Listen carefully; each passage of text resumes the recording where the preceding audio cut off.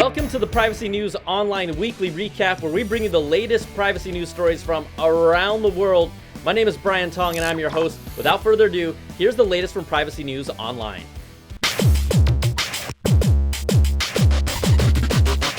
Section 230 of the Communications Decency Act under attack in the Senate.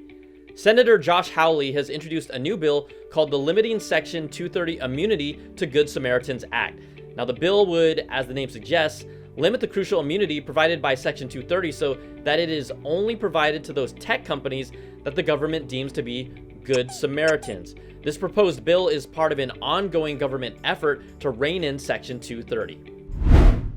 A web tracking company has leaked billions of internet activity records online. An advertising intelligence company owned by Oracle, known as BluKai, has leaked billions of internet activity records in an unsecured database.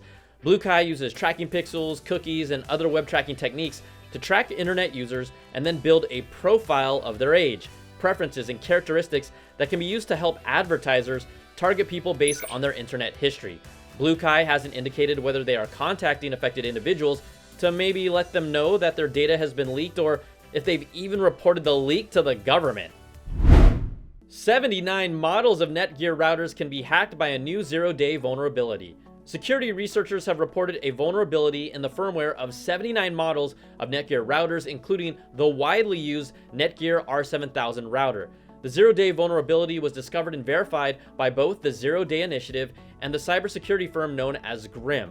Netgear was first made aware of the vulnerability in January, but still hasn't released a patch fix, which means that the bug is still active and exploitable on many in-use routers. Online food delivery service Foodora confirms breach of 700,000 accounts. Foodora's parent company, Delivery Hero, recently confirmed that they were breached to the tune of 700,000 accounts, affecting 14 different countries in total. Affected users are mostly located in Europe, but also in the United Arab Emirates, Hong Kong, Singapore, and Canada. The breach data first appeared on the internet in May and contains email addresses, hashed passwords, delivery addresses, and even delivery notes. Google removes another batch of malicious Chrome extensions from the web store. Another ring of malicious Google Chrome extensions have been removed from the Google Web Store, but not before being downloaded over 32 million times. With that many downloads, this is the most successful attack of this kind ever discovered. The discovery was made by cybersecurity firm Awake Security. Now, the malicious extension stole the web browsing activity of users and highlighted the large amount of trust that we put in our browser extensions. Zoom reverses decision and will provide end-to-end encryption to free users.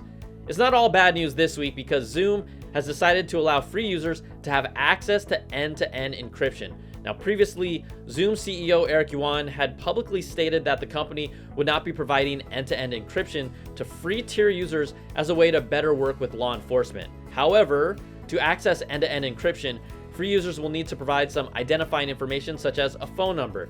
Now, Zoom thinks it has found a happy medium where it can provide encryption and still be able to work with law enforcement in cases of abuse. Encrypted messaging app Telegram has been unbanned in Russia. Another piece of good news. The Russian government has made a surprise announcement that they will end their ban on the popular encrypted messaging app Telegram. Russia first banned Telegram back in 2018, and for the last 2 years has unsuccessfully tried to enforce the ban. Now, the relevant agencies have agreed to give up the lost fight, and Telegram's 30 million Russian users can use the app with a little more comfort. Now you're up to date on the latest privacy news. Privacy News Online is brought to you by Private Internet Access, the award-winning no-log VPN service, who always reminds you to always use protection. Sign up now using the link below, where you can also find a link to learn more about all the stories in this week's Privacy News Online. Thanks for watching. I'm Brian Tong, and we'll see you next week.